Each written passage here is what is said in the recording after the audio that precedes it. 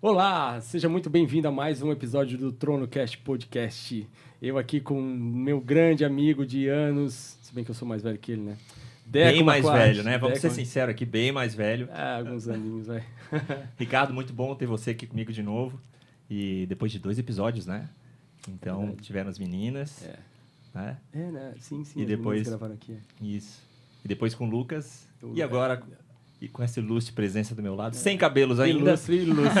Ilustre. Bem ilustrado, inclusive. Gente, será que um dia vocês vão ver cabelo? Acho que não, vai ter que ter muita tecnologia para fazer isso. Implante eu não tô afim, não. Mas, Deco, o assunto aqui não é cabelo, não sou eu, e não é a gente, né? O assunto aqui hoje é muito sério. A gente está com uma mãe e um filho aqui. E nesse dia das mães. Nesse dia das mães, né? Aproveitando para mandar um beijão aí para todos vocês. E o assunto é bem sério porque tem a ver com esgotamento, com excesso de trabalho, enfim. Sobrecarga emocional e tal. E mãe no filho. Poxa vida, né? Vamos ouvir um pouquinho sobre isso? Vamos. Apresenta a nossa tropa aí. Estamos aqui com Luciana Mello e Matheus Eleutério. Muito bom ter vocês aqui. Muito obrigado pela presença. Legal, prazer. É uma honra recebê-los. Legal, prazer, Deco, Ricardo, uma honra estar aqui com vocês também. Obrigado pelo convite, obrigado, né, Ricardo e Deco, muito obrigado. E a mulher pegou estrada hoje, Deco, para chegar aqui. Então, pegou uma filinha ali, hein? Veio de Rio do Sul. Rio do Sul para cá, para Floripa, gravar com a gente hoje, especialmente. Muito obrigado por todo esse esforço. E eu não tenho dúvida, eu não vou dizer espero, eu não tenho dúvida que Deus te trouxe aqui para que a tua mensagem aí possa atingir corações que estão precisando ouvir isso. Né? Amém. Mas vamos começar aí. Quem são vocês, né? Quem que é esse... Eu não vou casal, porque não, mãe e filho não é casal, né? Quem que é essa família que está aqui na nossa frente? Luciana, explica um pouquinho aí, onde é que vocês vieram? Tal. Meu nome é Luciana, né? Como ele já falou.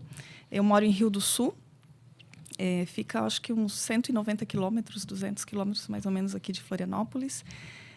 Sou pastora, escritora, educadora emocional. E escrevi o meu primeiro livro, que foi publicado agora recentemente, né, em fevereiro. Jesus Não Chamou Você Para Isso. Depois a gente vai falar um pouquinho mais sobre o livro, onde eu conto todo o meu histórico, a minha história a respeito do burnout, né, o esgotamento, a respeito da sobrecarga, enfim. Tudo isso a gente vai falar daqui a pouquinho. Tenho 3 filhos, o Matheus, que é o mais velho, primogênito, a Thaís e o Arthur, que é o pequeno, que tem 10 anos. Eu esqueci, Deco, eu cometi uma baita gafe agora que a Luciana falou. Eu me lembrei. Quem me apresentou a Luciana foi o nosso grande amigo Guilherme, da editora do livro. É isso aí, né? Editora Esperança. Editora Esperança, a editora que produziu esse livro aqui. Então, Guilherme, beijão para você, para toda a turma da Editora Esperança. Você que não conhece, procure aí vários temas interessantes. Tem alguns amigos meus até que escreveram livros ali. A gente já divulgou nosso mentor, aqui, Tim Carriquer. Basicamente, o Tim Carriquer tem alguns títulos ali. Enfim, depois a gente pode até fazer o contato aí. Mas, Guilherme, muito obrigado pela indicação, né? Deus te abençoe também e que o livro da Luciana possa atingir as pessoas que precisam ouvir, tá? Me perdoe, Luciana, mas eu precisava dar um abraço para os nossos amigos aqui. Nosso amigo. E, Matheus, mora em Floripa?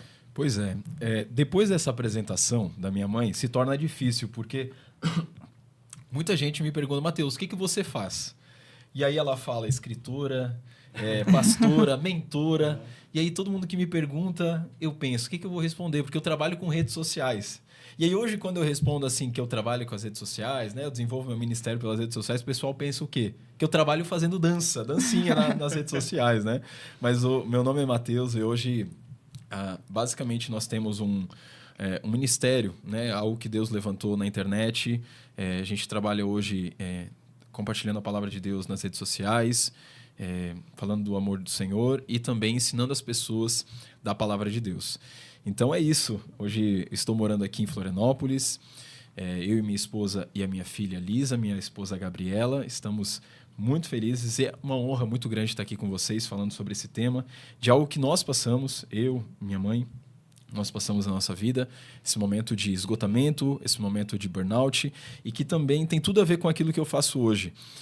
Até vai ter um momento aí que a gente vai compartilhar, mas aquilo que eu faço hoje tem tudo a ver com o que o Senhor levantou nesse momento turbulento que nós vivemos na nossa vida e que por muito tempo eu não entendi por que Deus estava me empurrando para a internet, por que Deus estava me empurrando para compartilhar isso nas redes sociais. E hoje a gente recebe testemunhos todos os dias de pessoas que são abençoadas através, né, imagino também pelo podcast, e que muitos não entendem, né, o poder da internet, o poder das redes sociais.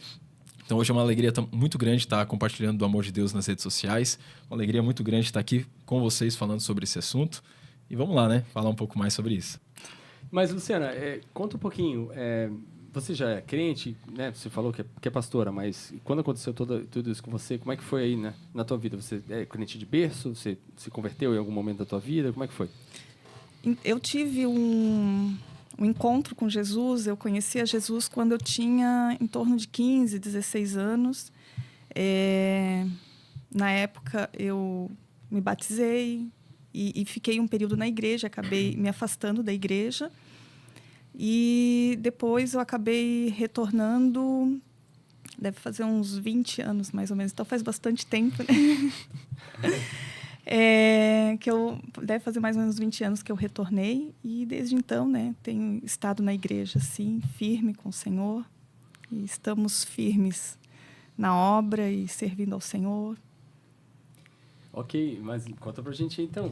E quando é que essa firmeza que em Cristo a gente fica abalou? Como é que foi? Conta essa história aí. Então, vamos lá. Eu vou falar um pouquinho do que aconteceu um pouco mais... alguns anos antes de realmente eu ter o diagnóstico do burnout, do esgotamento, tá? Meu esposo e eu somos pastores e nós estávamos, né, hoje nós estamos licenciados, mas nós estávamos efetivamente na obra, fazendo a obra. E, além disso, eu sou bancária também, eu não falei lá no início, mas também sou bancária, né? Para não falar muitas coisas.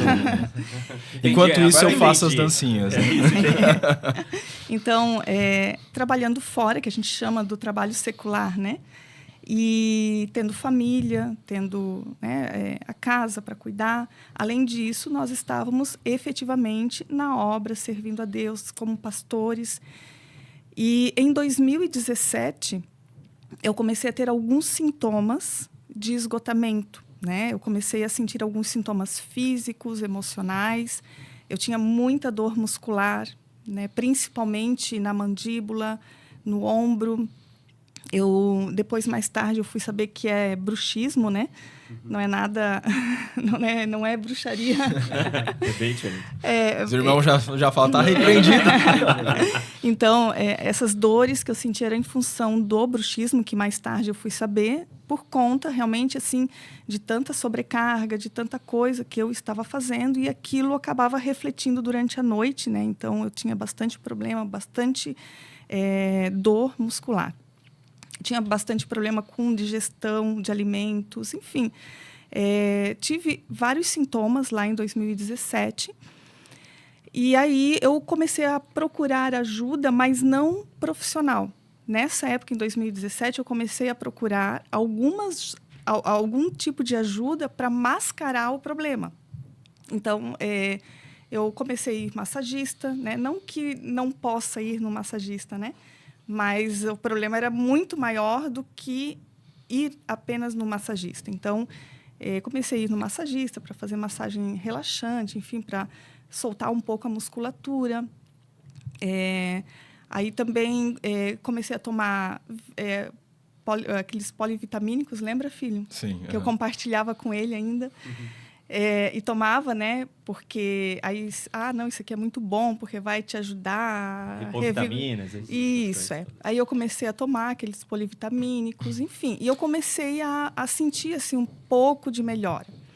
Então, foi alguns meses com sintomas e alguns meses ali para tentar reverter um pouquinho os danos, mascarar o problema, e já, em seguida, comecei a seguir no mesmo ritmo que eu já estava antes, né? E aí, logo depois, estava no mesmo nível de sobrecarga, não parei de fazer nada do que eu já fazia. E aí veio a pandemia, a Covid-19, né? Março de 2020, a gente teve o início do maior problema aqui no Brasil. E aí a gente foi para casa, né? O filho foi para casa, não tinha a escola fechada, eu fui trabalhar em home office. Então, a gente acabou passando por várias circunstâncias, todo mundo passou, né? Nesse período da Covid, eu perdi, na época, o meu tio, que faleceu em função da Covid. Eu tive que fazer uma cirurgia durante o período da pandemia. Eu tive que fazer uma cirurgia que eu tive bastante dificuldade na recuperação dessa cirurgia. Enfim, vários problemas que foram se juntando com um problema que já era grande, que eu não tinha reparado, não tinha procurado ajuda efetivamente para resolver, né, a fundo aquilo que estava acontecendo. Só que eu não me dava conta da gravidade do problema, né? Então, e o ser humano, ele tem uma facilidade de se adaptar às situações. Aquela história do sapo, né, que coloca ele lá na água fria e vai esquentando a água e ele morre ali sem sair. E é mais ou menos isso. A gente tem essa facilidade de se adaptar a qualquer situação. O ser humano, ele pode se adaptar a situações ruins, a situações difíceis. E eu estava numa situação bem ruim, né, de vários fatores que estavam ali desencadeando vários sintomas, só que a gente vai seguindo o fluxo, né? Então, em 2000, se vocês quiserem me interromper, por favor, senão eu vou dar continuidade aqui. Continua. A gente está aqui para te ouvir, não é para falar não. Em 2022, meados de 2021, eu voltei. Eu fiquei 1 ano e meio em home office, né, trabalhando em casa. Aí, em meados de 2021, eu voltei ao trabalho e a gente começou a voltar. Enfim, a igreja já tinha voltado aos poucos, escola voltou meio que à normalidade, né? Então, de 2021, meados de 2021 até final de 2021, a gente já estava tudo dentro da normalidade de antes. E eu estava já no mesmo nível de sobrecarga de antes, fazendo muitas coisas, né? Tanto na igreja, porque aí já estava tudo normal, né? Na programação da igreja. Estava fazendo tudo em relação ao trabalho e cuidar de casa. E aí, antes, quando estava em home office, eu tinha ainda a facilidade de estar em casa e vai conciliando as coisas, né? Mas aí, voltando para a rua, aí tem bastante coisa para ser feita e aquela correria de vai e volta, né? E aí, nesse período de 2017, que eu tive os primeiros sinais do esgotamento e que eu achei que estava resolvido, eu comecei a falar sobre o assunto dessas questões emocionais. Lá em 2017 foi onde eu iniciei o projeto Formando Vida Plena, que eu tenho ainda hoje, né? Esse projeto que ele tem o objetivo de ajudar cristãos a terem uma espiritualidade emocionalmente saudável. Então, ali eu achava que eu estava apta e bem plena, né, para falar sobre o assunto, e fiz várias formações, fiz formação como terapeuta emocional, vários cursos a respeito da mente humana, tudo para poder ajudar as pessoas na área emocional, de poder auxiliar, né? E aí, em março de 2022, eu comecei uma mentoria com o Dr. Jonatas Leônio, que é o médico do Divinamente, do Jesus Cop, né? E aí, quando ele começou a mentoria eu fiz com ele para aprender mais, para poder passar nos meus cursos. Então, eu já estava fazendo cursos, tanto presencial quanto online, né? Então, eu estava fazendo essa mentoria com ele para aprender, para poder repassar para as pessoas. E aí, quando ele começou a falar a respeito dos malefícios da sobrecarga, os sintomas do esgotamento, eu meio que tomei um choque, assim... Isso é para mim. De realidade ali, mas eu não quis dar o braço a torcer, né? Eu achava que não é possível. E aí, ali...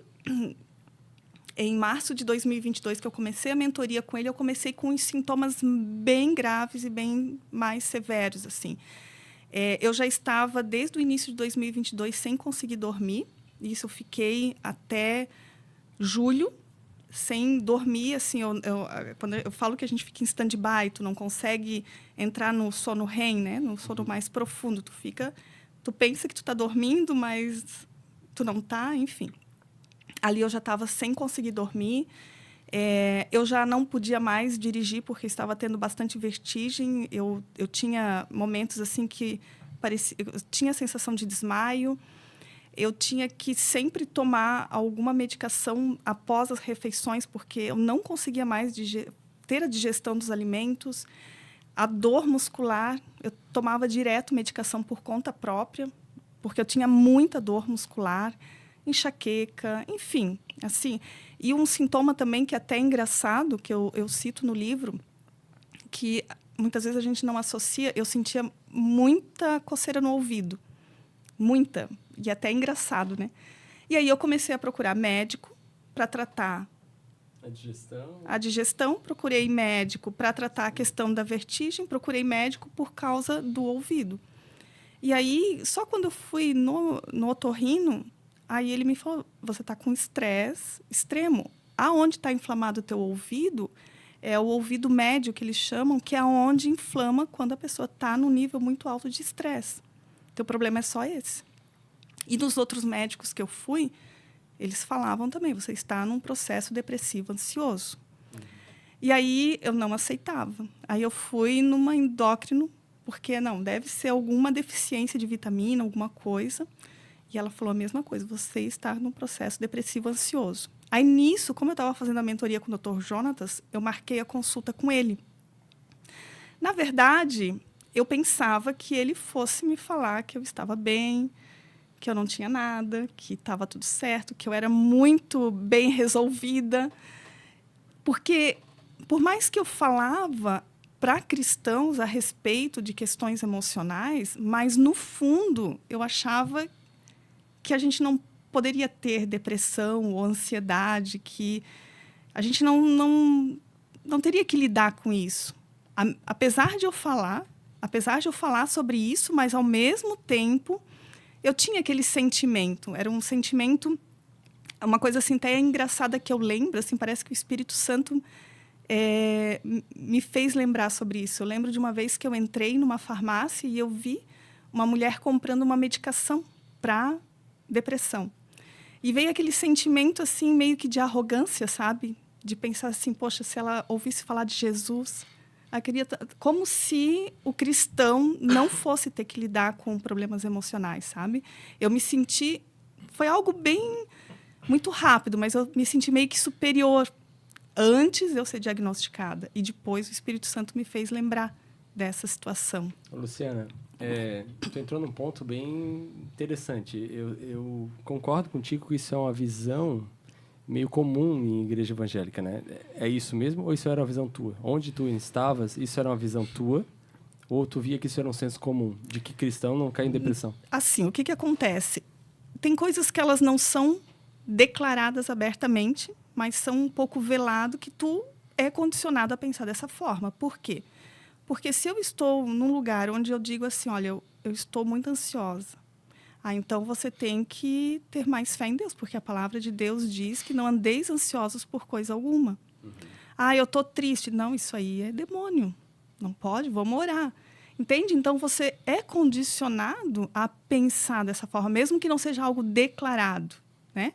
Mas acaba sendo condicionado a pensar dessa forma.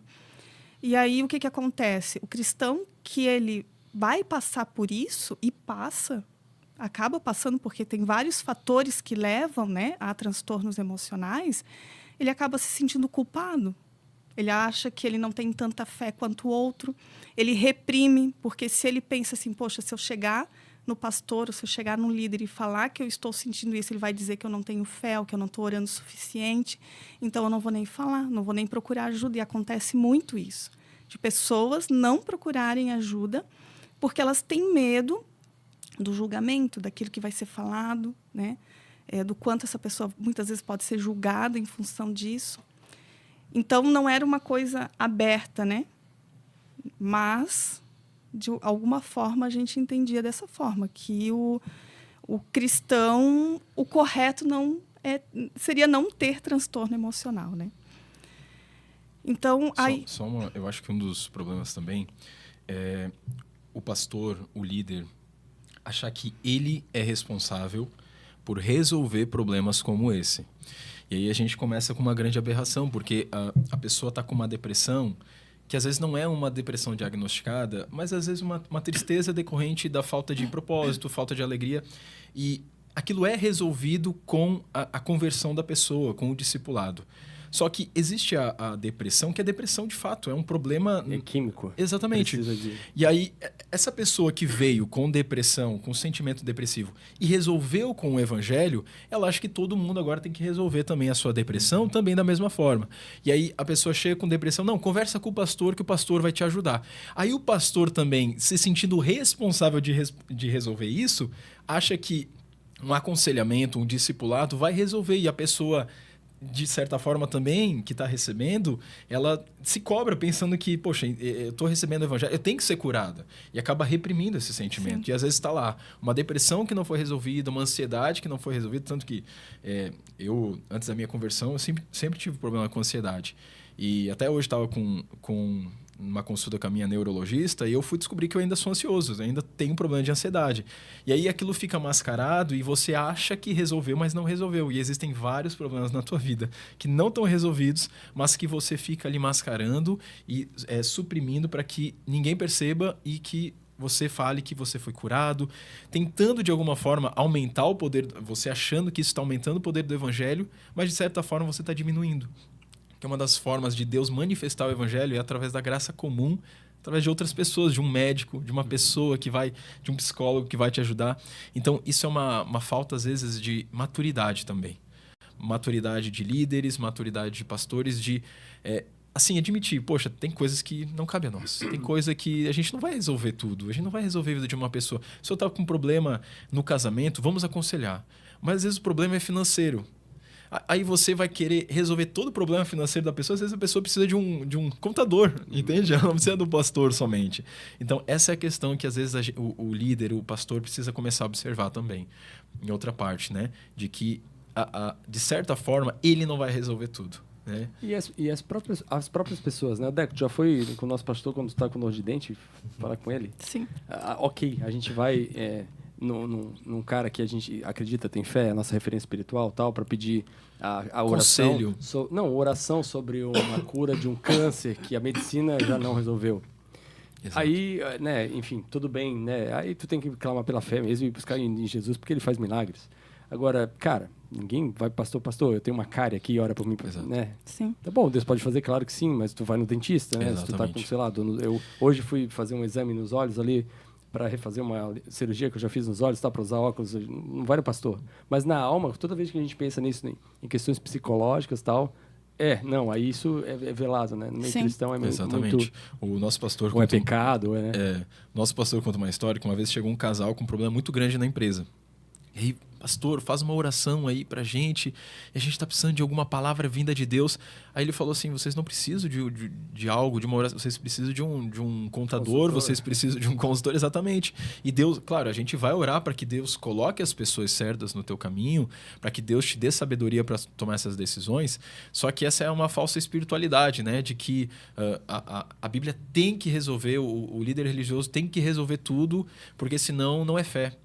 Isso é uma imaturidade. Deus ele pode usar. Deus usou um médico, né, para escrever atos, exatamente. E através do relato de pessoas, né? Então, se hoje alguém escutasse que o Evangelho de Lucas foi feito através de relato de pessoas, eu falo, meu Deus, mas então ele não é inspirado, porque eles imaginam a Bíblia sendo escrita assim, né, meio que psicografada. Então eles não conseguem entender que existe uma espiritualidade através da providência de Deus. Usando outras pessoas, usando pessoas para que a vontade deles seja manifestada. Então é exatamente isso que a gente precisa começar a entender, que você ir no médico é espiritual. Sim. Tem uma frase que diz que Deus pode nos curar de forma extraordinária ou pode nos curar de uma forma ordinária através de um médico, né? Então a gente tem que ter essa... Talvez o grande desafio seja como que eu não espiritualizo nada ou eu espiritualizo tudo. Né? Achar esse equilíbrio, de entender, isso aqui eu dependo de Deus. Eu preciso de Deus. Aliás, talvez até enquanto eu estou em tratamento, eu também estou na dependência de Deus. Tem uma coisa que o Dr. Jonatas Leone me falou, e aí eu vou chegar no ponto que ele me falou a respeito disso, falando da consulta que eu fiz com ele, a primeira consulta para dar continuidade ali, né? E aí, como eu estava fazendo essa mentoria com ele, e estava com todos esses diagnósticos, e eu queria que alguém me dissesse que não, que eu estava bem, né, apesar de todos os sintomas. Aí eu marquei uma consulta com ele, como médico, né? E aí eu lembro assim que foi final de junho aí de 2022 que eu fiz a consulta. E aí ele escutou tudo que eu estava passando, tudo que estava acontecendo. E aí ele falou que realmente eu estava num processo de esgotamento emocional, transtorno de ansiedade por sobrecarga, né?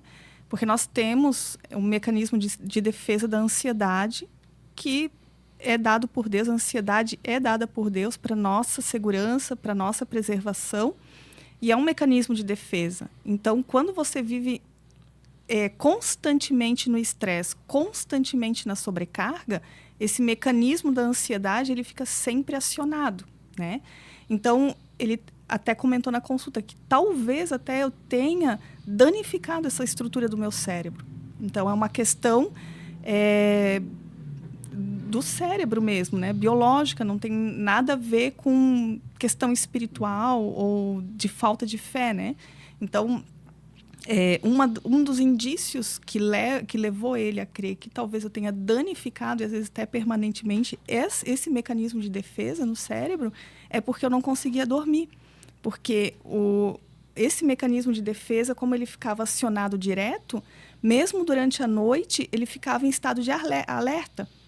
Como se eu estivesse dentro de uma floresta cheia de animais perigosos 24 horas por dia. Por isso que eu não conseguia dormir, porque o meu cérebro ele não desligava. Por quê? Porque o mecanismo da ansiedade estava ligado ali para me proteger, né? Então, esse foi um dos indícios que provavelmente eu tenha danificado essa estrutura.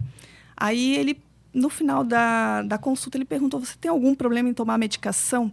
Aí, quando ele falou isso, aí daí me quebrou ali, porque eu não imaginava. Tá amarrado. Eu quase falei isso. Mas eu não imaginei que ele fosse me dar medicação, sério, assim. E aí me veio à memória aquela situação lá na farmácia. Na hora o Espírito Santo me trouxe a memória, né? De que eu me achava tão autossuficiente e que isso é uma questão assim de muitas vezes a gente se achar superior ou achar que a gente pode dar conta de fazer tudo com a força do nosso braço, né? E aí, nessa consulta, o Dr. Jonatas falou, que é isso que você estava comentando antes, ele disse que Jesus ele abraçou 100% a humanidade dele. Ele abraçou 100% a nossa humanidade, ele foi 100% homem.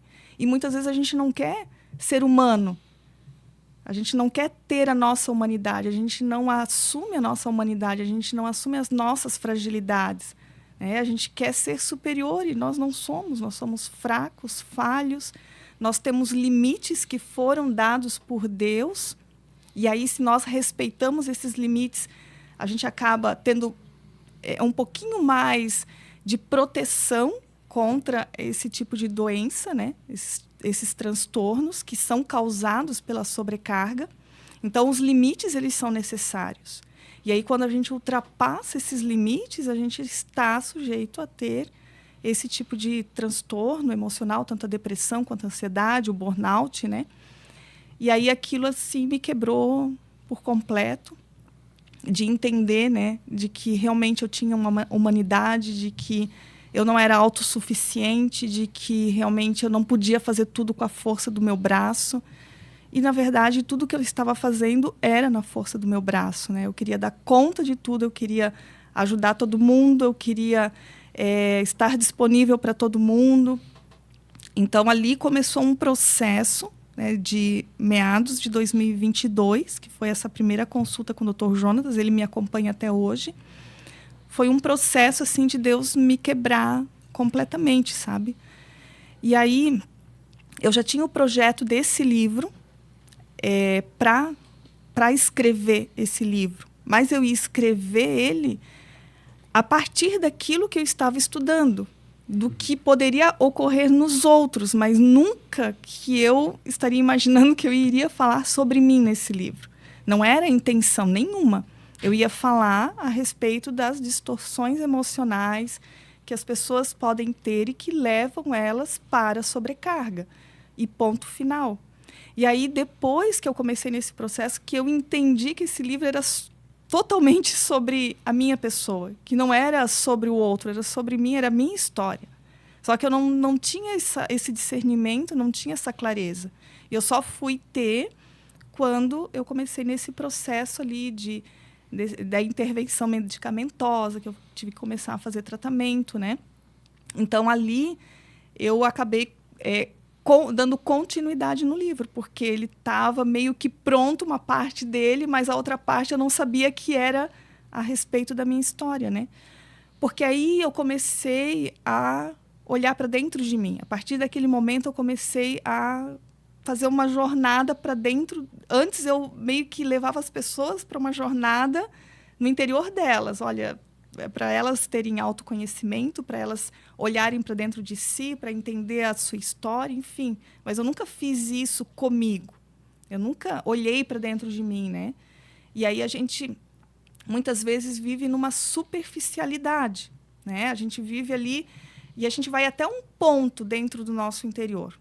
E a gente não se aprofunda mais. Porque muitas vezes a gente está distraído demais, com muitas coisas, fazendo muitas coisas. Então, a gente está vivendo no piloto automático, na correria, e a gente não olha para dentro de nós, né?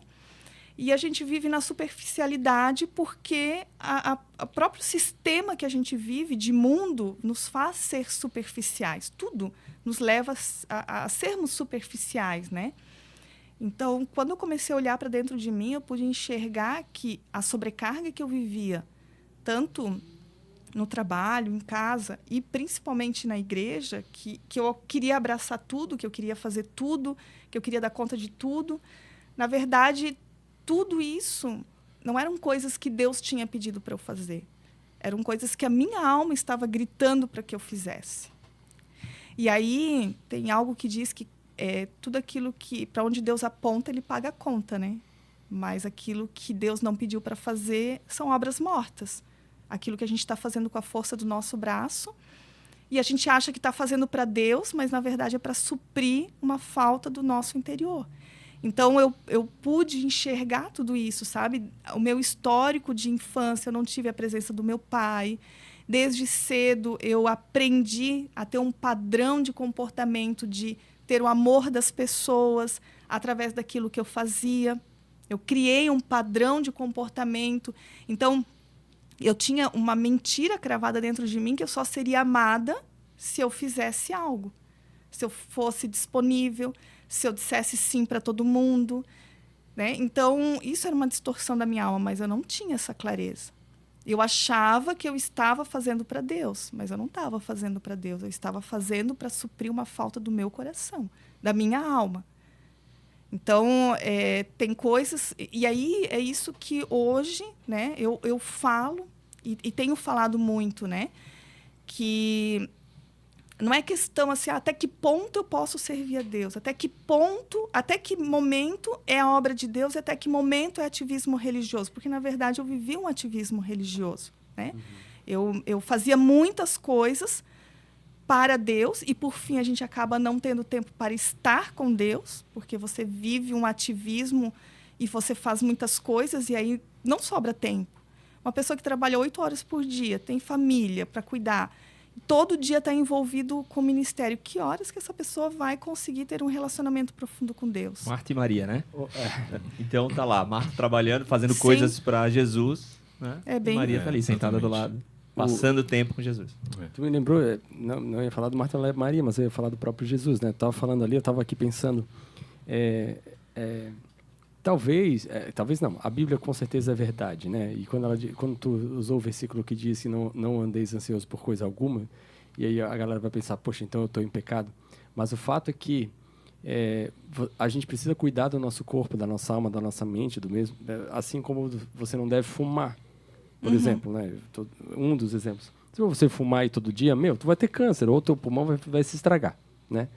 Você trabalhar que nem louco, na igreja, fora dela, onde for, que nem um doido, isso vai te estragar. É consequência do teu pecado de não estar ali pronto para fazer. E aí eu penso em Jesus, né? O cara vinha, curava uma multidão, fazia um monte de coisa, daqui a pouco ele olhava para os apóstolos, falava o seguinte, entra no barco que depois eu vejo vocês. Ele ia lá, se retirava. Isso é que os evangelistas contam, né? Ele ia lá, orava e ficava lá, enfim, ele e Deus sozinho, e, enfim, tendo ele seu respeitava momento os limites dele, do corpo dele, né? Quando tu falou, eu fiquei imaginando isso. Jesus nos ensinou a ser humano, né? Nossa humanidade vem também. Jesus foi 100% humano. E, cara, ele tinha essa parada para poder refrigerar ali e reabastecer, né? Certamente, os evangelhos não contam isso, mas como ele era humano, certamente tinha momentos que ele parava e dizia, cara, hoje não. Hoje eu vou dormir. Né? Hoje eu vou dormir cedo porque eu tô cansado. Certamente ele fazia isso, porque ele não era um cara... Ele era um cara muito ativo, mas ele não era extremo, né? Ele era um cara muito ponderado. Fazia as coisas certas nas horas certas quando tinha que acontecer. E a gente não faz isso. Sim. E a consequência do nosso erro, do nosso pecado, é ficar doente, em qualquer sentido, né? Fumar, ficar com o pulmão arrombado, ou não escovar os dentes e ficar com cárie, e trabalhar que nem louco, ficar com ansiedade, com crise. O problema é que quando as pessoas leem o Evangelho, é entender que existem partes que a gente tem que entender como um todo, né? Essa parte que Jesus vai orar ele sobe ao monte para orar. E aí a Bíblia vai falar que ele passou até a madrugada, né?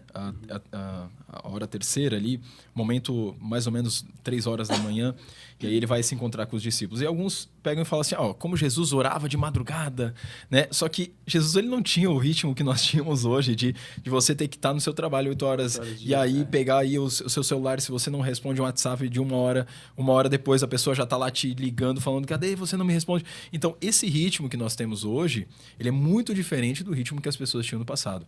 E a gente fazer esse malabarismo para defender uma ideia ativista, né, de que você precisa orar a madrugada toda e descansar, você vai descansar no céu, e porque aqui você tem que dar o seu sangue, e aí você pega, né, algumas partes, né, porque o Paulo falou que ele se gastava e se deixava gastar por amor a Cristo, por amor aos irmãos, então você deve fazer da mesma forma. Então esse retalho para defender essa ideia, ele é muito perigoso, porque existem contextos, né, que não se aplicam ao nosso contexto. Jesus, ele vivia esse ministério exatamente, não passava, a Bíblia não vai relatar o momento que ele passava descansando, passava se alimentando. Então, tudo isso nós devemos tomar cuidado, porque essas narrativas, elas devem estar muito bem alinhada com aquilo que o Senhor realmente deseja de nós. E você estar colocando o seu corpo no limite é você, literalmente, você falar para Deus que ele não entende o que ele fez. Porque se o seu corpo precisa de 8 horas para estar descansado, e você fala, não preciso não. Eu preciso de 3 horas, já estou bem. Você está falando para Deus que ele não entendeu o que ele fez. Que ele fez o teu corpo da forma errada, que as 8 horas que é para você descansar, ele errou. Quem está certo é você. Olha só o tamanho da nossa arrogância, né? Não, exatamente. Então, tipo assim, eu aguento. E seu corpo já está dando sinal. O seu corpo, feito por Deus, está dando sinal que você não aguenta esse ritmo. E você fala, não, eu aguento, porque é por amor a Deus. É totalmente sem sentido. Deus que fez o teu corpo está dando sinal que tu não aguenta mais e tu está falando que está fazendo isso por amor a Deus. Então é um evangelho que supre apenas as nossas necessidades egocêntricas. Porque no fundo, se você está fazendo isso e de fato é algo que você vê que é espiritual, você tem que se perguntar, você realmente está fazendo isso para Deus? Porque como a mãe falou, você está fazendo algo que Deus te mandou fazer, porque Deus não vai mandar você fazer algo que vai fazer você elevar seus níveis de estresse, não vai fazer danificar o próprio organismo. Exatamente, não faz sentido. É claro, né? A gente sabe que existem os extremos, né? Às vezes o pessoal fala, mas agora todo mundo vai ficar meio preguiçoso, não vai querer se dedicar ao reino. É claro que nós precisamos de dedicação, vai ter dia que às vezes você vai dormir mais tarde, acordar mais cedo, mas tudo isso tem que ser uma exceção, porque a nossa saúde, ela faz parte de você, a mordomia do corpo, né? Você cuidar do corpo que Deus te deu. Então, você menosprezar isso em prol de uma espiritualidade produtiva, onde você faz, e acha que isso está agradando a Deus, não faz o menor sentido. Porque você adorar Deus é entregar o seu corpo como culto racional. Então, se você não está entregando o seu corpo da maneira correta, é porque você está fazendo errado. Você está servindo a uma espiritualidade falsa, onde apresenta, digamos assim, um número, né? Você está lá evangelizando, você está lá discipulando, e eu discipulo, não sei, 15 pessoas, e eu tenho uma igreja muito grande, que eu atendo todo mundo. Então, esse tipo de mentalidade, ele não condiz com o evangelho, porque se você está se matando, literalmente, você está entrando em níveis de estresse extremos, você está entrando numa depressão, para suprir essa obra que supostamente Deus te chamou, você precisa rever aquilo que de fato Deus te chamou para fazer. A gente passa a pensar, a gente chega num ponto, né? Que a gente passa a pensar que a obra depende de nós. Exatamente. E não de Deus. Que depende do nosso esforço próprio, que depende da nossa capacidade humana. E aí isso traz um pouquinho de ganho secundário no sentido assim, a pessoa começa a se sentir orgulhosa. Poxa, se não fosse por mim aqui nessa obra, nada disso estaria acontecendo, essas milhares de pessoas que estão aqui. E isso traz um pouquinho de orgulho, né? Só que, lógico, isso tudo fica muito mascarado. Isso tudo eu jamais passaria pela minha cabeça sem que eu desligasse o piloto automático, parasse tudo o que eu estava fazendo e começasse a entender as motivações por trás dos meus comportamentos. Por que eu fazia tudo o que eu fazia? Por que eu assumi tantas coisas? Por que eu tinha dificuldade de dizer não? Então, tudo isso eu fui ligando com a minha história de infância. E fui entendendo que, na verdade, eu queria, agora na fase adulta, suprir uma necessidade emocional que ficou lá na infância. E quando a gente está num contexto cristão, onde o servir é algo muito precioso, porque Jesus ele veio para servir e nós devemos seguir o exemplo dele, né? Então, quando a gente está num contexto onde servir é algo precioso, a gente também se encontra num contexto onde é muito fácil você suprir as suas necessidades emocionais, quando elas não são tratadas. Porque uma pessoa que ela não é tratada emocionalmente, que ela não olhou para essas distorções da sua alma, e ela se encontra dentro de um contexto onde servir é valorizado, ali ela encontra o lugar perfeito. Porque ela vai dizer sim para todo mundo, mas não porque Deus disse para ela dizer sim, mas porque ela tem dificuldade de dizer não. Então, para ela não entrar em conflito com a outra pessoa, ela diz sim, mas na verdade ela disse sim não porque Deus pediu para ela dizer sim, mas era porque ela tem dificuldade de lidar com conflito, ela tem dificuldade de dizer não, ela vai se sobrecarregando. E aí é isso que eu comecei a falar desde então, aquilo que eu já falava de uma forma superficial, agora eu entendi a chave, né, dessa questão, por que muitas pessoas entram em sobrecarga, por que muitas pessoas entram nesse caminho do ativismo religioso, por que muitas pessoas entram nesse nível tão grande, né, de realmente negligenciar o seu tempo com Deus, negligenciar a família, cônjuge, filhos, negligenciar até mesmo a área profissional, porque muitas pessoas acabam sendo negligentes com a área profissional, porque estão ali nesse ativismo, vivendo essa sobrecarga no contexto de caminhada cristã, né? E aí a gente começa a entender que todo esse contexto, tudo isso está relacionado com as distorções da alma da pessoa. E aí eu comecei a falar sobre isso, mas de uma forma mais intensa, né? De explicar para as pessoas por que você faz o que faz. Se você hoje está em sobrecarga, se você está sentindo os sintomas de esgotamento, né? Ou de sobrecarga, por que você faz tudo o que você faz? É realmente coisas que Deus pediu para você fazer? Ou será que são coisas que a sua alma está gritando dentro de você, clamando ali para que seja suprido uma necessidade emocional, né? Luciana, como que uma pessoa que está nos ouvindo, que está nos assistindo, pode perceber essa circunstância na vida dela? Como que ela pode? Quais são os sinais que demonstram que há essa sobrecarga e que ela está vivendo essa circunstância? O que acontece? Desculpa. O nosso organismo, como eu já falei lá no início, ele é adaptável, ele vai se adaptando às situações. E aí, muitas vezes, a gente passa anos em sobrecarga, no estresse, a gente leva o nosso corpo no limite até que realmente entre em colapso, que foi quando você chega num esgotamento, no burnout, é quando você queimou tudo, toda a sua capacidade, né? E aí o seu organismo entrou em colapso. E aí, antes disso, né, o seu organismo ele vai dando sinais que o mais frequente, que eu falei aqui, que eu senti, né, o mais frequente, normalmente, problemas digestivos, gastrite, problemas de digestão de alimentos. Essa questão do ouvido, essa irritação no ouvido, é normalmente um indício de estresse. Dores musculares, normalmente a pessoa que ela está em sobrecarga, ela sente muitas dores musculares aqui na parte do pescoço, no ombro, normalmente é travado nessa região, a pessoa ela vai sentir dor de cabeça, ela vai sentir... vai ter falhas de memória, uma coisa que era muito comum. Eu estava conversando aqui com vocês e daqui a pouco a minha mente começava a vagar.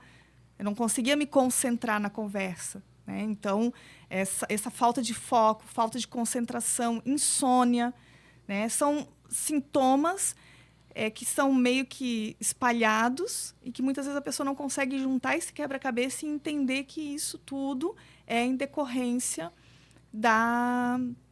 do esgotamento, né?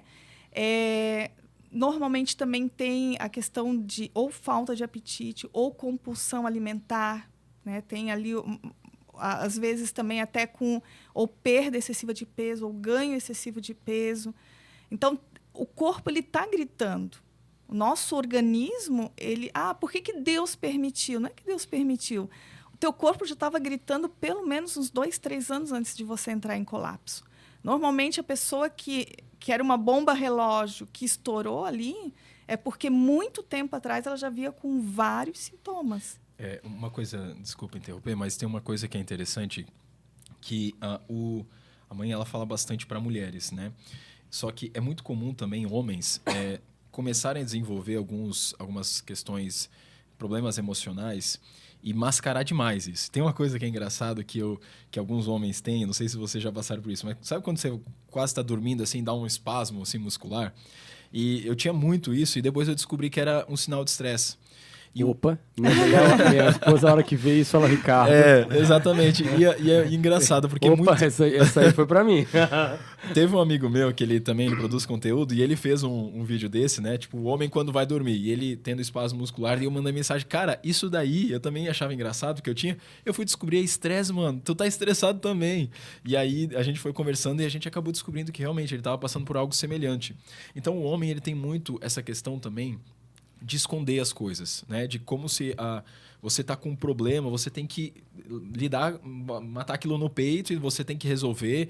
Então, às vezes, o homem ele tem muito isso de ter vergonha de, às vezes, chorar. E quando eu passei por esse momento, eu lembro que tinha situações muito involuntárias, assim, que eu tinha uma notícia muito difícil, eu tinha uma situação difícil que eu começava a chorar. Só que não era comum eu chorar. Tipo assim, sempre aquela coisa de macho, né? Só que daí eu tava chorando, assim, do nada. E esses espasmos, esses problemas... E o homem, ele tende, né? A esconder, a fingir que nada tá acontecendo, a não procurar ajuda. E eu acho que o homem, ele também precisa entender que... ele também precisa fazer uma autoanálise, porque muitas vezes ele não vai ter muito dessas coisas porque ele reprime muito, né? Ele esconde muita coisa. Mas o homem, ele sofre tanto quanto a mulher, né? Ou seja, os sinais, muitas vezes, para os homens serão diferentes. Serão diferentes, porque ele reprime, né? Ele não quer que ninguém veja. Então, quando eu tive também, eu acabei tendo momentos ali onde os sinais estavam muito claros. E aí, a minha esposa perguntou, tá, mas quanto tempo que tu estava tendo isso? Eu já faz 1 ano e meio, 2 anos. E aí, ela olhou para mim, tu nunca me falou nada. Uhum. Então, o homem é muito bom, né? Para esconder as coisas, reprimir, pensar que é frescura, continuar no erro, né? Pensando que, eu dou conta, vai dar certo. Até pelo sistema, né? A gente acaba querendo trabalhar mais para dar uma condição melhor para nossa família. Normalmente, no homem, a tolerância fica 0, né? Normalmente, exatamente. Quando está num nível de estresse muito alto, a tolerância acabou, já não tem mais. Só que tem uma questão que é muito importante, porque o homem, às vezes, pensando que é dessa forma que ele vai dar um conforto melhor para sua família, às vezes trabalhando mais, ou até mesmo se dedicando mais ao ministério, pensando, eu vou me dedicar, porque eu quero que a minha família viva isso, né? Viva na igreja. Só que talvez você não perceba que você está destruindo a sua família e não percebe. Hoje de manhã eu estava com a minha filha, hoje de tarde eu estava com a minha filha, e a gente comprou aqueles robô aspirador, sabe? Minha esposa estava um tempão falando daquele robô. E aí, ela sempre me convencendo com o argumento. Olha, a gente vai ganhar mais tempo, né? Vai ser mais tranquila a nossa rotina com a Liz e tal. Só que sempre que a gente compra algo para facilitar a nossa rotina, nunca facilita, porque a gente coloca outra coisa ali no meio, né? Uhum. A gente compra o robô aspirador para ele aspirar a casa, mas você vai lá e faz uma outra coisa, né? Então, você nunca está ganhando tempo, você nunca está ganhando qualidade de vida. E aí, aquele robô aspirador estava lá e tal, a gente conseguiu resolver algumas coisas. E aí eu pensei, agora eu vou trabalhar mais, agora eu vou me dedicar a alguma coisa ali que eu preciso fazer. E a minha filha estava sentadinha, assim, que a minha esposa estava fazendo uma outra coisa. E aí o Espírito Santo ministrou no meu coração para mim passar um pouquinho de tempo ali com a minha filha. E como eu trabalho em casa, né, existem horários ali à noite, geralmente, que eu fico mais com ela. E ela tem quase 1 ano, 11 meses mais ou menos. E aí eu sentei com ela. A hora que eu sentei com ela e ela viu que eu ia ficar ali, ela abriu um sorrisão assim para mim. Cara, aquilo me quebrou de um jeito, assim, ó, não tem, quem é pai, né, consegue entender que aquilo, sabe, mexeu muito comigo, que existem coisas que às vezes a gente acha que nós estamos lutando pela nossa família, mas na verdade lá na frente a gente está aos poucos destruindo. Porque o que valia mais a pena naquele momento para ela? Eu estar ali com, sabe, gastando tempo, dando tempo de qualidade, ou eu lá trabalhando para talvez ela ter um conforto a mais, ou sei lá, alguma coisa que ela queira, um brinquedo. Sabe, quando a gente percebe isso, que a gente, o homem, né, às vezes ele cria na cabeça algumas metas que ele precisa, porque senão a vida dele não vai ser boa. Isso é uma mentira que o diabo coloca, para justamente destruir as famílias. Então você está na igreja todo dia lutando por isso, porque você pensa que se você não estiver na igreja todo dia, a sua família vai se desviar. Você está, não estou falando, né, que você não deve se dedicar ao ministério, mas às vezes essa mentalidade de que tem que crescer na igreja, dentro da igreja. E aí o pastor vai lá, cresce, o rapaz é adolescente, ele se desvia porque ele não aguenta mais, a vida dele foi toda na igreja, ele não teve momento com a família dele, e a pessoa não entende por que se desviou. Mas porque aquilo ali se tornou uma religiosidade para ele. Ele está ali porque ele tinha que estar ali, sabe? Ele não gastou tempo com a família, ele não recebeu o amor de família. Então, isso cria vários problemas que a longo prazo as pessoas não conseguem notar e perceber.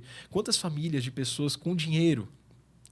e um dia eu conversando com um rapaz de uma família com muito dinheiro lá da nossa cidade, e sabe, tu olha para a família do rapaz, eles têm tudo. O rapaz tinha 18 anos, ele tinha o melhor carro assim que alguém poderia ter. E ele falou para mim: Mateus, eu só queria passar mais tempo com meu pai. E aí, nessas horas você percebe, cara, o que adianta o dinheiro? O que adianta você se dedicar, às vezes, ficar tanto tempo na igreja, pensando que isso vai fazer a sua família se converter, mas no fundo o que ia fazer ela entender o amor era você estar sentado ter com tempo com ter a pessoa, tempo com a família, com a tua família, sentar, ouvir a tua filha. Quais são os conflitos que ela está tendo? Poxa, pai, eu não estou entendendo. Por que eu não posso beijar os meninos dela? Porque todo mundo beija. Por que eu não posso ter relação? Sempre foi tratado com religiosidade, você tem que engolir, e aí depois não entende por que a pessoa desvia, por que o adolescente desvia, mas nunca recebeu algo, nunca recebeu atenção, nunca foi ouvida. Então, isso é importante, que às vezes o homem, ele pensa que ele está conquistando algo, trabalhando, se matando em trabalhar, se matando em se dedicar ao ministério, só que lá na frente a conta vai vir da mesma forma. Então, é preciso ter cuidado, colocar o coração nas coisas certas, né? Eu acho que a chave de tudo isso é sempre ser guiado pelo Espírito Santo. Isso. É o Espírito Santo que vai conduzir e dizer os nãos, né? Aqui não é para você entrar, esse lugar aqui não é para você ir, aqui vai destruir sua família, aqui talvez seja espiritual, mas não é para você. Então tem tudo isso. Existe um momento que Paulo ele está indo, ele está fazendo a sua viagem missionária e ele recebe a direção de que ele precisa ir para a região da Macedônia, para a região de Filipe. Então, naquele momento, o Espírito Santo intervém para às vezes ele ia evangelizar uma localidade, mas ele recebe uma direção para ir para outro local. Aí você pode pensar, poxa, mas aquele outro local, Deus vai prover. A obra é dele. Se ele está falando que é para você fazer isso, é para você fazer isso, que a outra coisa lá ele vai resolver. E esse é um grande dilema, né? De que pensar que Deus precisa de ti. Deus não precisa de você, Deus não precisa do seu trabalho. Uma das coisas que mais quebra o nosso orgulho é depois que você sai de uma função da igreja, uma semana depois tem alguém no seu lugar. O ministério está até melhor que você fazia. O seu trabalho, eu saí do meu trabalho, tudo ao mesmo tempo, meu trabalho, do ministério, saí de tudo. Uma semana depois estava tudo normal, estava tudo acontecendo normal, e você pensando assim, você se matando pensando, meu Deus, eles o mundo depende de mim. Sou super-homem. Exatamente. Então, se é o Espírito Santo que está direcionando, ele vai dar um jeito, ele vai resolver, porque é ele que está direcionando. Mateus, nesse tempo em que a tua mãe estava passando por tudo isso, até antes da conversa com o Dr. Jonatas, o que ela transpassava para vocês? Então, eu sou o Ctrl+C, Ctrl+V da minha mãe. Então, tudo que ela é, né, uma pessoa sempre foi muito ativa no ministério, tudo que ela fazia. E eu era da mesma forma. E eu e minha esposa, nós estávamos no ministério junto com eles, fazíamos parte da mesma comunidade, liderávamos os jovens. Eu trabalhava numa empresa aqui de Santa Catarina, a Celesc, uma concessionária de energia. Então, eu tinha meu trabalho e também trabalhava, entre aspas, no ministério, né? Tinha as demandas ministeriais. E no meio de tudo isso, como eu estava assim, com bastante coisa, me envolvendo em bastante coisas, muito parecido, né? Não falava não, existia uma oportunidade, eu abraçava pensando que era Deus chamando, então eu fazia muita coisa, trabalhava, fazia muita coisa. E enquanto tudo estava acontecendo com eles, a gente percebia, a gente notava, né? Até a gente sempre, todas as semanas a gente conversava, só que eu digo que a pessoa que está nos escutando, está ouvindo, né? Você falou ali, eu já passei por isso, eu faço isso. Quando você vive aquilo, é diferente. Então, a gente até escutava. Mas até acontecer de fato comigo, né? Esse esgotamento total, onde eu não consegui fazer mais nada, que de fato eu consegui entender o que é passar por isso. E eu acredito que é por isso que também Deus, ele permite que algumas pessoas passem por algumas situações. Porque isso cria empatia dentro de nós. Uhum. Eu era essa pessoa que olhava para uma pessoa depressiva ou ansiosa, é falta de oração. Então, hoje eu falo nas minhas redes sociais sobre leitura da Bíblia, oração. E na época eu já produzia conteúdo. Então, eu falava sobre você acordar cedo, 5 horas da manhã, não importa que hora você dormiu, você tem que acordar 5 horas da manhã, você tem que orar e a sua vida vai melhorar. Então, eu tinha essa cultura de que as coisas iam se resolver através de oração. Se você está ansioso, é falta de oração, não andeis ansioso. Antes apresentei diante de Deus, então, se você está ansioso, é só orar mais, né? Paulo já deixou ali, mas não tem nada a ver, né? Se você vê o contexto e o que Paulo está querendo falar. Então, eu tinha essa cultura até eu sofrer. E eu precisava passar por isso. Hoje eu percebo que eu precisava ter passado por um burnout, eu precisava ter sofrido com isso, para criar compaixão, para olhar para aquela pessoa que talvez está sofrendo e poder ajudar, poder entender a dor dela. Então, ela passou depois de um tempo, mais ou menos 1 ano, talvez, né? Eu acho que menos, um pouco menos. Pouco tempo. Logo depois, assim, a gente começou a ver alguns sinais, eu comecei a identificar, a ver o que ela estava passando e eu notei que também estava adoecendo aos poucos por conta dessa situação do ativismo. Então, foi muito parecido o que a gente passou. A gente estava mais ou menos no mesmo contexto, né? Ela é bancária, eu trabalhava também ela trabalhava com atendimento ao público, eu atendimento ao público também, então assim, é sempre estresse, né? Então, eu estava com um nível de estresse muito grande e eu fui escondendo que eu estava sofrendo isso, dormindo pouco, né? O sono é um elemento muito importante para você conseguir diminuir os níveis de estresse. Até chegar um ponto que eu não aguentei mais. Isso é fisiológico, né? Eu não sou nada na área de medicina, mas a pessoa que me atendeu, foram 2 médicos que me atenderam. E um foi o Jonatas e outro foi uma neurologista também. E ela me explicou como é que funciona a dinâmica, né? E ela mostrou assim na área do cérebro que quando você tá nessa fase assim de você abraçar tudo. Por isso que muita gente começa... Você já percebeu que às vezes muita gente começa no ministério e depois a pessoa dá uma murchada. Por que isso acontece, né? A pessoa perdeu o primeiro amor. Não foi perder o primeiro amor. É porque ela aceitou aquilo na adrenalina. A adrenalina moveu ela para aceitar aquilo, porque alguma coisa chamou a atenção dela. Aquilo brilhou aos olhos dela. Mas depois aquilo foi passando. Então, quando você começa a viver dessa forma, né, tudo você precisa da adrenalina, né? Você precisa de um novo ministério, você precisa aumentar o ministério. Isso tudo gera adrenalina. E quando você gera só... O seu corpo ele só depende da adrenalina, você começa a elevar muito a níveis muito altos o seu estresse. Então você para de ter o hormônio da alegria, você para de ter momentos de alegria, porque tudo se torna a vontade de sentir novamente aquela adrenalina, aquela sensação de eu quero um ministério grande, eu quero algo grande. E aquilo, cada vez mais, seus níveis de serotonina, né? Uhum. Vão abaixando, que é o hormônio que gera prazer, alegria, e você vai adoecendo. Então, a depressão é justamente isso. Posso estar um pouco equivocado para quem tá me escutando na área de medicina, mas ela me explicou que a depressão ela vem justamente... O burnout ele surge exatamente disso. Você está vivendo só na adrenalina e seus níveis de serotonina estão só baixando e você já não tem mais. E é por isso que você chora do nada, é por isso que você já não tem mais alegria de estar nos lugares. Você precisa sempre estar fazendo alguma coisa, porque precisa sentir que está sendo útil, que está fazendo alguma coisa. Então, a pessoa que, como eu falei, começa no ministério bem e depois decai, é porque talvez aquilo que moveu o coração no começo, o coração dela no começo, começou a esvanecer. E ela precisa buscar em Deus qual deve ser o ânimo dela agora. Então, ela precisa entender, Deus está me movendo? Então, eu preciso buscar ânimo em Deus. E isso tem que ser o meu sustento aqui. Porque se você se mover só pela adrenalina, você vai viver nessa ambição ministerial. Sempre precisa crescer, sempre precisa de um novo cargo, precisa de um novo título, né? Hoje as pessoas amam títulos, né? O que você é? A pessoa não responde, tipo, eu sou Mateus, eu sou uma pessoa, né? Eu amo a minha esposa. A pessoa, não, eu sou Mateus, eu sou o líder do ministério, da fotografia, da área, né? A pessoa ama os títulos. Né? Às vezes você vai visitar uma outra igreja, a pessoa já se apresenta, da carteirada, né? Eu sou tal pessoa, eu sou líder de não sei o que lá, eu sou... As pessoas perderam a capacidade de entender que elas são pessoas, elas não são os títulos.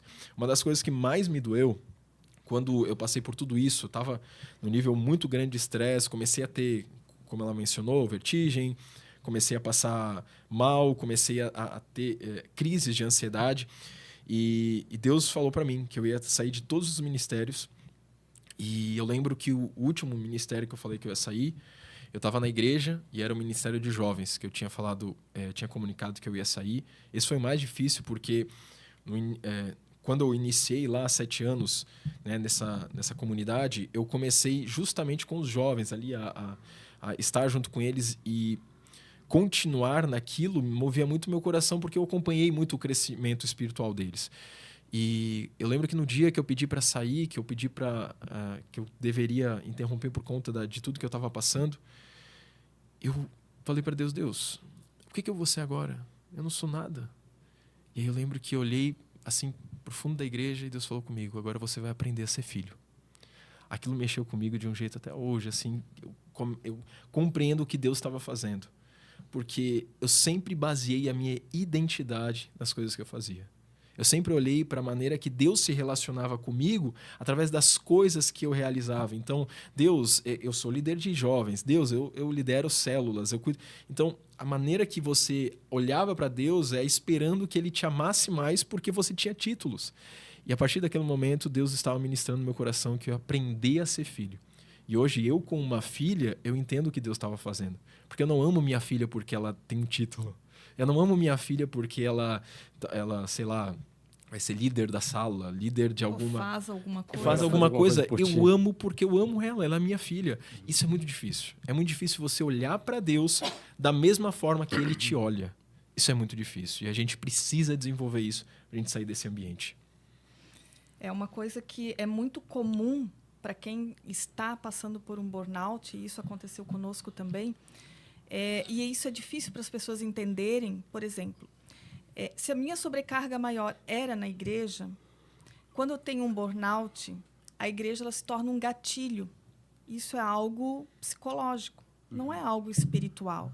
E eu também não tenho controle sobre isso.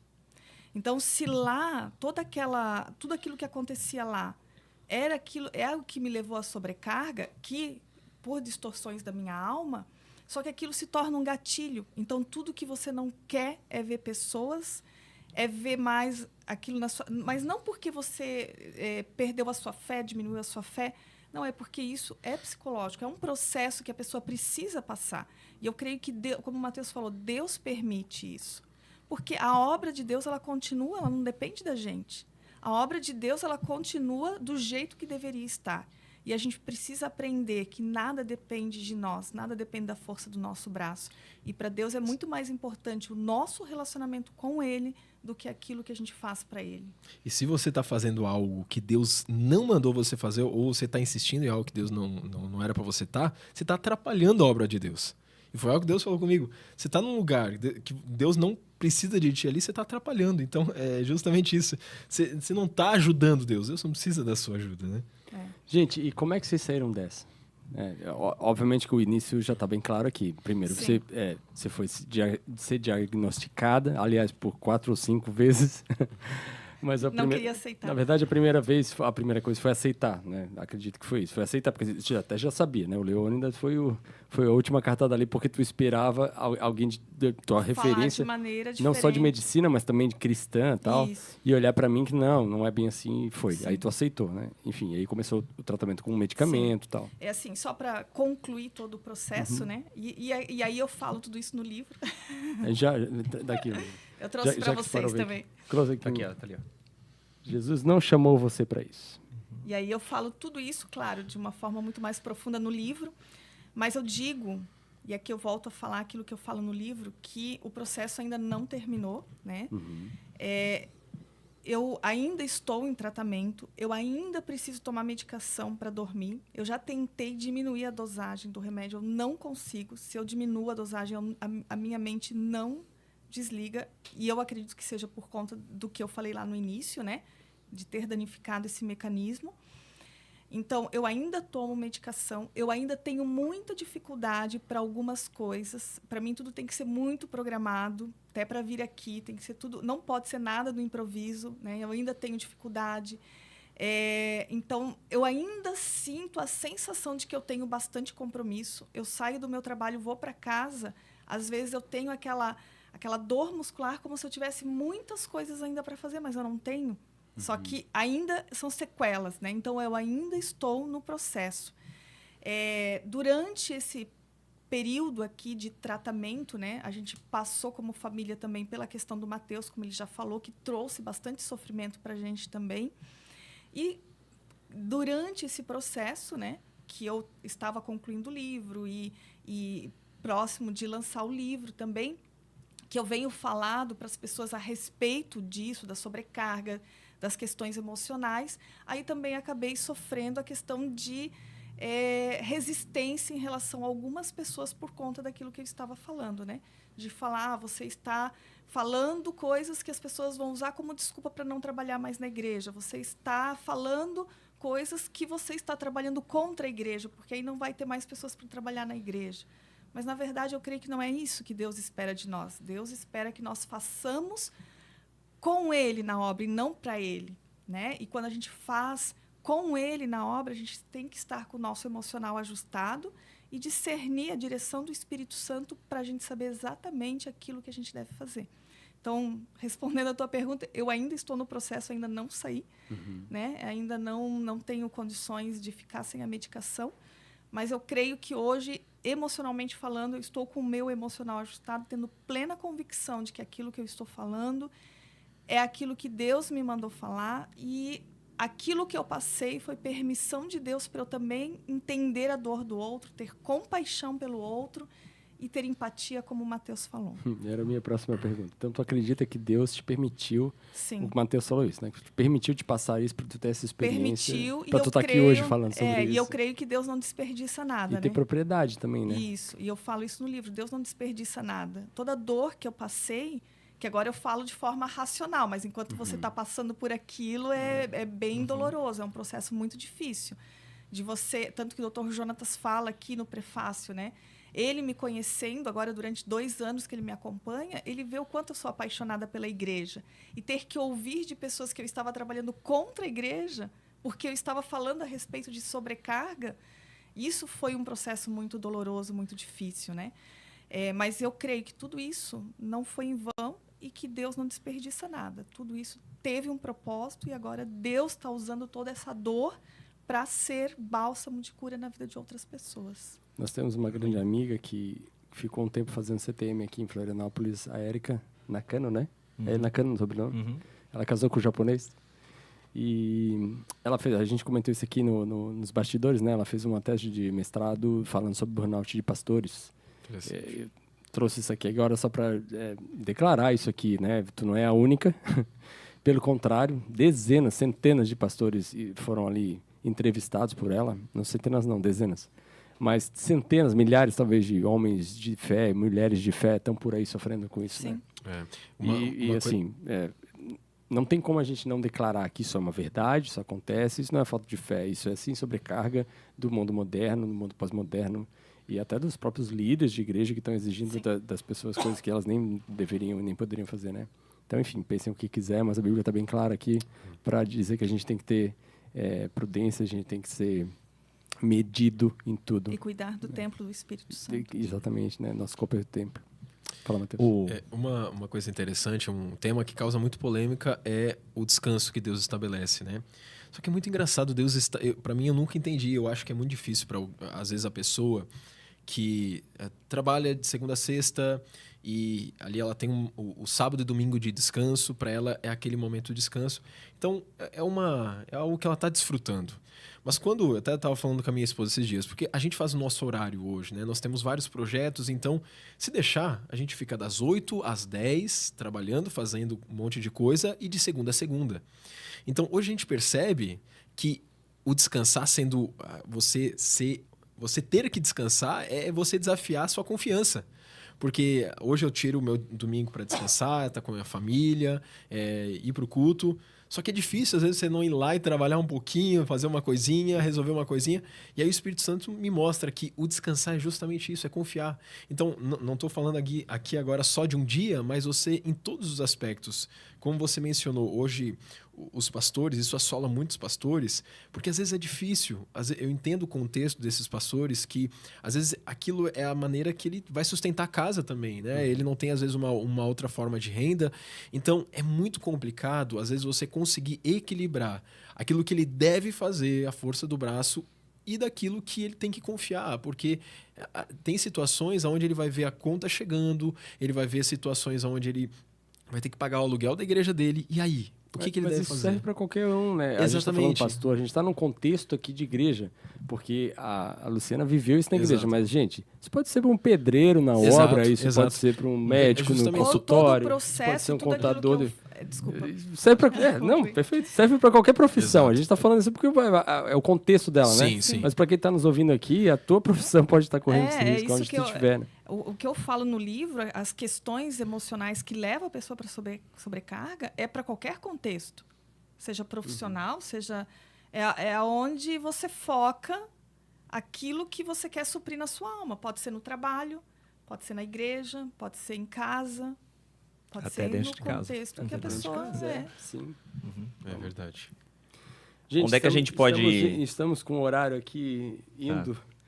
Onde é que a gente pode encontrar o livro? Já falamos que é da Editora Esperança, mas onde encontra?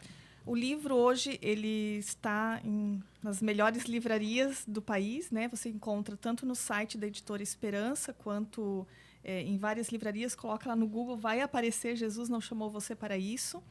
E ele está sendo vendido também em e-book na Amazon, tem na versão e-book, né? E aí vai estar à disposição pela internet para aquisição. Tá bom. Ok, vocês querem dar uma última palavrinha? Algum recado para o público ou de alguma coisa que Deus fez aí com vocês? Só para finalizar, eu quero falar para aqueles que estão nos ouvindo ou nos assistindo, né? Que se você percebe algum tipo de sintoma, se você sente tristeza constante, muitas pessoas falam, né? É normal não estar bem, mas não é normal não estar bem todos os dias, né? Isso não é normal e procure ajuda. Não pense que isso é falta de fé. Se você não tem um lugar onde você possa buscar ajuda dentro do seu contexto ali, que talvez você vá ser mais reprimido ainda, procure ajuda fora, mas tenha uma orientação profissional. Lá no meu Instagram, no link lá da minha bio, eu tenho lá gratuito um e-book onde eu falo sobre os principais sintomas, o que você pode fazer para procurar ajuda. É um e-book gratuito, tem um curso gratuito lá também. Então, a pessoa pode entrar lá no meu link da bio e tem bastante coisa lá que vai poder auxiliar e orientar, enfim, para quem precisa de ajuda. Mas procure ajuda. Isso. Matheus, alguma coisa? A gente vai deixar aqui nos comentários do vídeo os teus links, tá? Tá. Como eu falei, eu acho que tanto homem, mulheres acabam procurando mais ajuda, né? Mas eu olho para o olhar do homem, assim, às vezes escutando isso e penso, não, isso não é para mim. Só que, como eu mencionei, lá na frente a conta sempre vem. como chegou para mim... Nem é tão na frente assim. Né? Às vezes nem é tão na frente assim. E hoje eu posso experimentar, assim, a graça de Deus, poder passar tempo com a minha família, poder, sabe, ter uma saúde de qualidade, porque você sair disso também é um estilo de vida, você vai ter que mudar completamente seu estilo de vida, mas você desfrutar daquilo que Deus tem te dado é incrível, assim, às vezes eu e minha esposa, a gente olha para nossa filha, assim, passa um tempo com ela e pensa, poxa, como é bom, como é gracioso, é graça de Deus isso, um presente de Deus, passar tempo com a família. E há muito tempo atrás eu pensava que isso era abandonar a fé, porque você tinha que passar muito tempo se dedicando aí aos trabalhos, tanto na igreja como o seu trabalho, algo que você esteja almejando. Então, desfrutar daquilo que Deus tem te dado é o verdadeiro evangelho. Você entender o evangelho, que Deus ele te conduz para aquilo que ele tem para você. Então é justamente isso, você ser guiado pelo Espírito Santo. É você ter um caminho no qual você vai ser guiado por ele.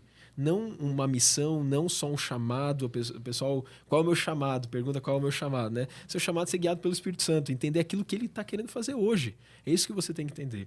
Então, o meu conselho aí para quem está nos escutando, nos assistindo, é que você procure ajuda, mas também tente identificar aquilo que está acontecendo na sua vida e talvez aquilo que você está deixando para trás, talvez por conta da sua mentalidade, talvez até um orgulho ali camuflado que você não está percebendo e talvez a sua família está perecendo, talvez a sua fé, a fé da sua família está perecendo porque você está almejando algo que você não deveria almejar.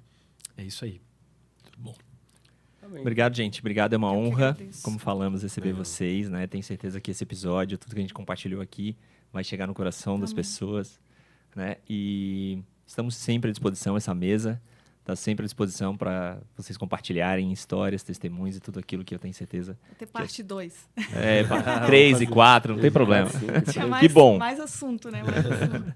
Obrigado por essa estrada toda para chegar aqui, né? Que Deus continue te abençoando nesse retorno também. E obrigado, Matheus. Aí estamos perto, podemos fazer mais. É verdade. Né? Podemos conversar mais. Obrigado aí por esse tempo também. Legal. Obrigado pelo convite também. Tá bom. Gente, é isso aí. Se você curtiu o que ouviu aqui, se isso tocou o teu coração, se você tem aí os espasmos na hora de dormir... Não, aqui eu tô brincando, mas tô falando sério, gente. Se você tem aí suas dores nos ombros, enfim, seus bruxismos, fique ligado, fique esperto, vá procurar ajuda. Não fique aí dentro da sua bolha sofrendo sozinho, ok? Existem profissionais experientes nisso que podem te ajudar. Não fique aí sofrendo sozinho. Vá buscar ajuda, ok? E se você achou isso interessante, compartilhe esse vídeo para os seus amigos, nas suas redes sociais, ok? Muito obrigado, Deus te abençoe. Um detalhe, estamos passando no Rio Grande do Sul por situações muito tristes. O TronoCast quer aqui deixar claro que a gente apoia qualquer movimento de apoio ao Rio Grande do Sul, ok? A Igreja Presbiteriana Independente do Estreito, aqui em Florianópolis, é um dos pontos de arrecadação de mantimentos e água que vai ser enviado ao Rio Grande do Sul. Mas se você, enfim, não estiver perto da gente, procure algum aí e não deixe de ser solidário, ok? Tem muita gente sofrendo lá. Deus te abençoe e fique com ele.